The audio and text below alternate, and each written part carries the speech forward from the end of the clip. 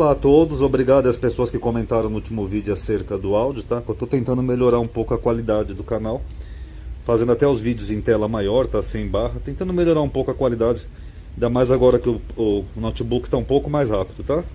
Eu vou falar agora um pouco sobre uma questão teológica, um pouco mais polêmica, mas eu não vou falar tudo num vídeo só, tá, pessoal? Porque tem muita coisa aqui, o esboço vai ficar muito grande. Tô usando até alguns blogs como base, que é uma questão interessante, né? Se Jesus esteve mesmo na Terra. Que nem nós já vimos em N vídeos desse canal, eu já mencionei em outros, Paulo, ele não cita nada da vida terrena de Jesus, nada. Ele não fala da expulsão do templo, que nasceu de uma virgem, que curou um cego cuspindo nos olhos, nada disso. E avaliar pelo enquadramento histórico dos evangelhos, a vida pública de Jesus, ela é tradicionalmente aceita, que foi entre o ano 29 e 33. Não é isso que todo mundo entende? Segundo Lucas, Jesus começa seu ministério por volta dos 30 anos. E durou aproximadamente uns 3 anos e meio, que todo mundo acredita. E isso coincide com o tempo em que Paulo estaria em idade adulta, nessa época aqui que Jesus estava aqui, ó, pregando. Deixa eu até dar um destaque aqui só para vocês entenderem melhor. Então, quando Jesus estava lá pregando com os apóstolos, Paulo já era um homem adulto. E de acordo com Atos dos Apóstolos e com as suas próprias cartas, Paulo andou por Jerusalém por bastante tempo durante a idade adulta, ou seja, na época que Jesus estava pregando. Paulo foi educado em Jerusalém e teve como professor o famoso rabino Gamaliel, o qual naquela época morreu em 63, segundo algumas fontes, e que durante muito tempo fez parte do Sinédrio. Algum tempo depois da sua conversão a Cristo, ele teve um episódio que envolveu indiretamente o rei Aretas de Nabateia, tá? Em 2 Coríntios 11, 32 e 33. E esse rei árabe morreu no ano 40, ou seja, 10 anos depois do que, menos de 10 anos, né, depois que Jesus morreu, o que significa que a conversão de Paulo foi por volta do ano 30. Então, segundo os evangelhos, Jesus era famoso, né, tanto na Galileia quanto em Jerusalém. A fama de Jesus como executante de curas milagrosas espalhou-se até a Síria, aparentemente logo no começo da sua vida pública, que nem relata Mateus. Os evangelhos sinóticos descrevem apenas uma única cura e permanência de Jesus em Jerusalém, poucos dias até morrer.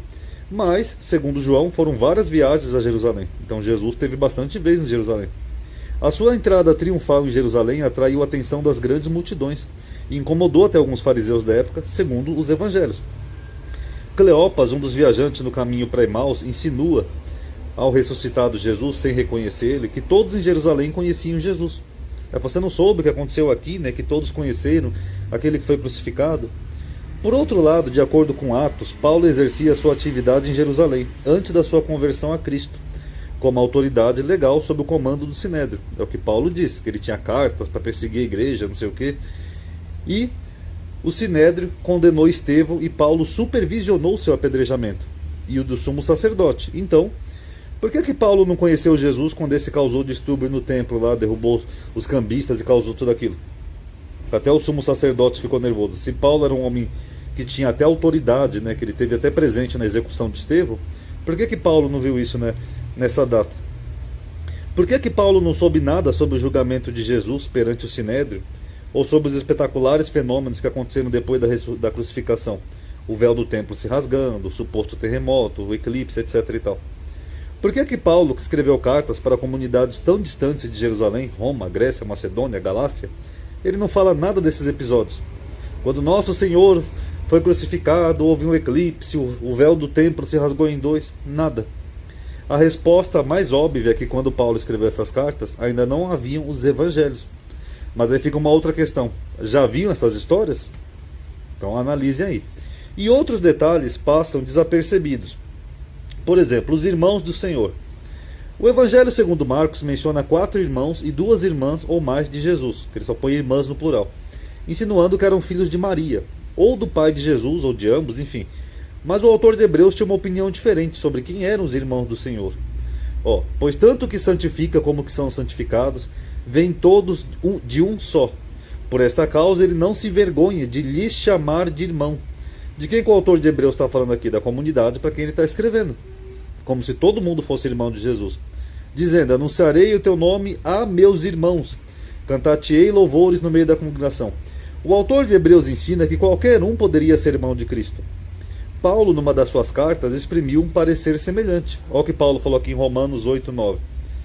Porque os dantes conheceu, também os predestinou para serem conforme a imagem do seu filho, a fim de que os romanos, né, que ele está escrevendo, ele seja o primogênito, ou seja, o primeiro filho entre muitos irmãos, como se a família de Jesus fosse mais ampla do que uma simples família terrena, ou seja, todo mundo é irmão de Cristo. Genealogia. As cartas dos Hebreus mencionam uma figura enigmática, né, do Antigo Testamento, Melquisedeque. Então isso aqui eu já li uma vez em outro vídeo, tá? Eu não vou ler, eu só vou mostrar alguns trechos para vocês curiosos sobre essa citação de Melquisedeque aqui que o autor de Hebreus faz. O autor de Hebreus está afirmando que Melquisedeque seria um modelo para Jesus. A semelhança de Melquisedeque, Jesus não teve pai e nem mãe, e nem genealogia. Ué, mas Mateus e Marcos não traçaram duas genealogias de que Jesus seria descendente lá do rei Davi? Então como é que o autor de Hebreus usa Melquisedeque como modelo, dizendo que Jesus era um novo Melquisedeque, e ele ainda cita que Melquisedeque não teve genealogia? Aqui, ó. Deixa eu só grifar aqui para vocês verem melhor aqui no texto, ó. Sem pai, sem mãe, sem genealogia. Então, se o autor de Hebreus está dizendo que Jesus é um novo Melquisedeque, e ainda citando isso daqui, o que ele está dando a entender? Que Jesus também não tinha pai, nem mãe e nem genealogia. Que dirá duas, né?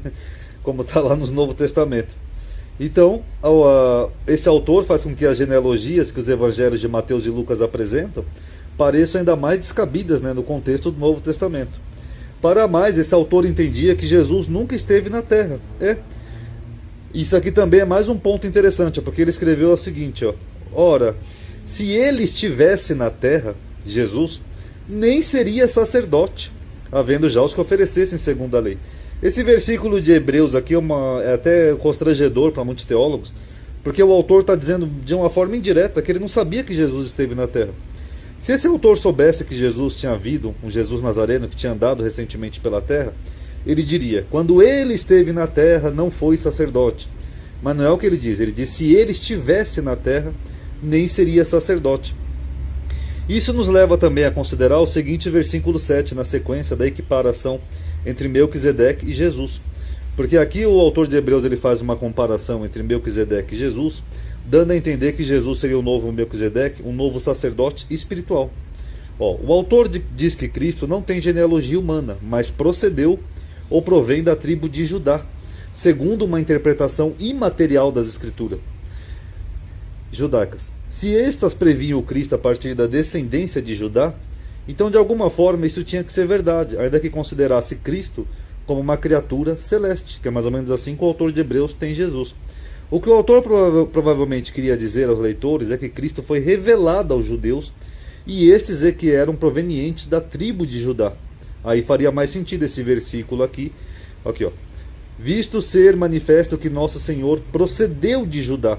Você pode ver que o autor de Hebreus não fala de Davi, não fala da mãe dele, do pai dele, só como se fosse alguém procedente de Israel, dos judeus. E isso de certa forma está em harmonia com o que Paulo escreveu em Romanos, que ele fala assim, ó: acerca de seu filho, que nasceu da descendência de Davi segundo a carne, e foi declarado filho de Deus com o poder do Espírito Santo. Tá. Qual é o problema desse versículo, Ronaldo? Em muitas traduções de Romanos, a expressão procedeu da descendência de Davi foi trocada por nasceu. Então ali seria procedeu da descendência de Davi. Aqui onde está aqui, ó, nasceu, em Romanos 1, 4. Então, para ligar essa passagem, foi trocado isso para ligar essa passagem com a existência física de Jesus. E pode ser que a expressão original de Paulo tenha sido descendência de Judá, ou nenhuma, por se tratar de mais de uma inserção, ok? E aqui na Epístola de João, eu já tinha mencionado em outros vídeos que João ele parece que está combatendo os docetas, que era uma seita do primeiro século, que entendia que Jesus era só um pneuma, um sopro, que ele não veio fisicamente para a Terra. E João tenta combater isso em todas as epístolas, ó. Todo espírito que confessa... Esse aqui eu copiei errado, perdão. Porque já muitos enganadores entraram no mundo. Então, na época de João, os quais não confessam que Jesus veio em carne. O que João está dizendo? Que na época dele tinham pessoas que falavam que Jesus não veio em carne, veio no espírito. E aqui na outra epístola de João ele fala, ó, de todo espírito que não confessa que Jesus veio em carne não é de Deus. O que João está fazendo? Ele está combatendo pessoas que diziam que Jesus não veio em carne. Mas aí fica uma pergunta, se Jesus veio realmente fisicamente, entrou no templo, expulsou os mercadores, curou cegos e doentes, por que tinha necessidade dos apóstolos combater uma seita ou mais de uma seita no caso, que dizia que Jesus não veio em carne. Por quê? Não é estranho? Por que pessoas supostamente iam dizer que Jesus era só uma ideia, ou só um espírito, um pneuma ou algo do tipo? Então fica aí. Será que por acaso pode ser até de Hebreus que ele está falando, ou do próprio Paulo? Eu acho improvável, eu acho que não. Mas eu acho curioso que realmente parece que tinha essa concepção. Nem todo mundo entendia que Jesus veio em terra no primeiro século. Veio em carne no primeiro século. Não é curioso? Uma hora, quem sabe, em outros vídeos eu discorra um pouco mais detalhado sobre esse tema, ok?